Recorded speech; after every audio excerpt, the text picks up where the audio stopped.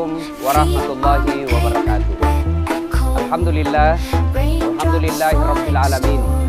Wa bihi nasta'inu ala umurid dunya wal din. Asyhadu an la ilaha illallah wa asyhadu anna Muhammadan abduhu wa rasuluh.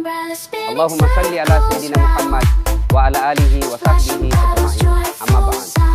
Pemirsa Selebes TV yang insya Allah dimuliakan dan dirahmati oleh Allah Subhanahu wa taala. Di Madinah ada sebuah pohon yang sangat terkenal sehingga ada beberapa ayat yang turun menjadi latar belakang pohon tersebut. Pohon kurma ini dimiliki oleh orang Yahudi. Istimewanya pohon kurma ini, dia memiliki banyak sekali buah. Buah dari pohon kurma ini melimpah ruah. Di samping pohon kurma tersebut, hiduplah fakir miskin yang memiliki beberapa orang anak. Pemilik pohon kurma ini, Yahudi, sangat pelit. Dan suatu ketika, pohon kurma ini berbuah yang sangat banyak. Dia menyeberang ke pagar rumah orang miskin. Buah pohon kurma ini jatuh di pekarangan rumah orang miskin. Lalu, apa yang terjadi pemirsa? Buahnya dipungut oleh anak orang miskin. Dimasukkanlah ke dalam mulut, disantaplah anak orang miskin ini. Si pemilik pohon kurma luar biasa pelitnya. Dia naik ke atas pohon kurma, jatuhlah pohon kurma itu di tetangga orang miskin, lalu dimakan anaknya. Begitu dimakan anaknya, apa yang terjadi? Begitu pelitnya ini orang Yahudi, dia rebut itu yang ada di tangannya anak orang miskin. Bukan cuma direbut di tangan anak orang miskin, yang masuk di mulutnya pun dia cungkil. Begitu sekeknya ini orang, nah kasih masuk tangannya, kasih keluar kok. Kalau bahasa kita di Makassar, pasuluki, tiakok, patapasako, keluar. Jadi keluarkan. Sedih betul bapaknya ini, anak-anak.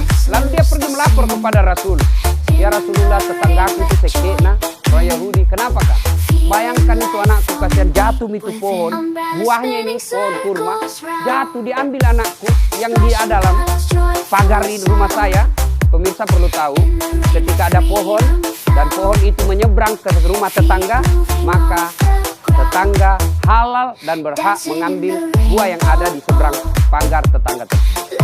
Halal sebenarnya. Lalu mengadulah orang ini kepada Rasul. Ya Rasulullah, betapa pelitnya ini orang. Rasulullah kemudian datang ke pemilik pohon kurma.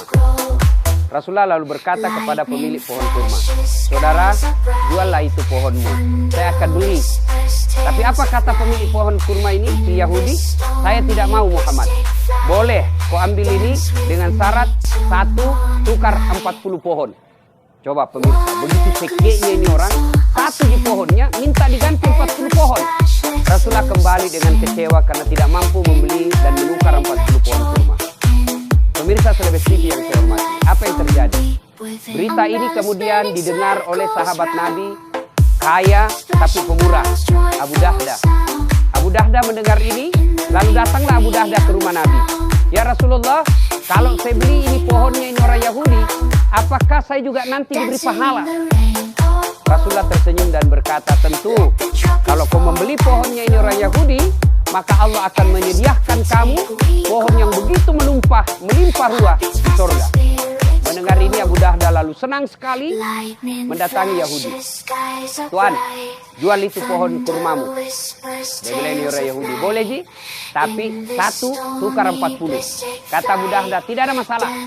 Abu Dahda kemudian membeli dan menukar 1 pohon kurma orang Yahudi. Abu Dahda membelinya dengan 40 pohon kurma. Lalu setelah itu Abu Dahda datang kepada Nabi. Ya Rasulullah, saya sudah bebaskan, saya sudah beli pohon kurma ini. Lalu Rasulullah menghadiahkan pohon tersebut kepada fakir miskin dan keluarganya. Pemirsa yang saya hormati, begitu gembiranya si miskin ini beserta dengan anak-anaknya mendapat hadiah pohon kurma yang banyak buahnya. Bergembira sekali. Tapi ketahuilah, siapa orang yang paling bergembira? Dialah Abu Dahda. Kenapa? Dia meyakini bahwa dia akan memiliki pohon kurma di surga kelak. Pemirsa yang saya hormati, investasi bukan hanya ruko, investasi bukan hanya gedung, investasi bukan hanya deposito, tapi investasi yang paling berharga adalah investasi untuk kehidupan akhirat. Abu Dahda rela membeli pohon kurma satu saja, tapi dihargai dengan 40 pohon kurma, karena yakin bahwa apa yang dibeli di dunia ini insya Allah kelak akan dinikmati di akhirat.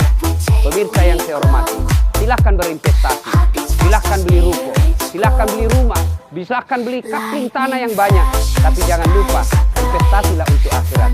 Alangkah nikmatnya di dunia kita punya spring bed tempat tidur, tapi akhirat juga kita dikubur nanti kita punya spring bed.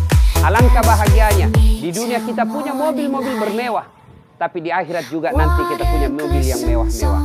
Alangkah celakanya berapa banyak orang mobilnya di dunia Mercy, BMW, tapi begitu dikubur PT-PT yang miliki yang panas lagi. Betapa celakanya manusia yang berinvestasi hanya di dunia, melupakan investasi akhirat. Ramadan bulan untuk investasi akhirat.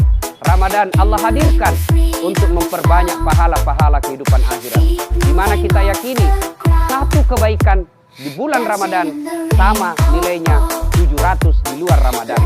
Bapak Ibu pemirsa yang saya hormati, bersedekah Rp1 di bulan Ramadan sama nilainya 700.000 di luar Ramadan.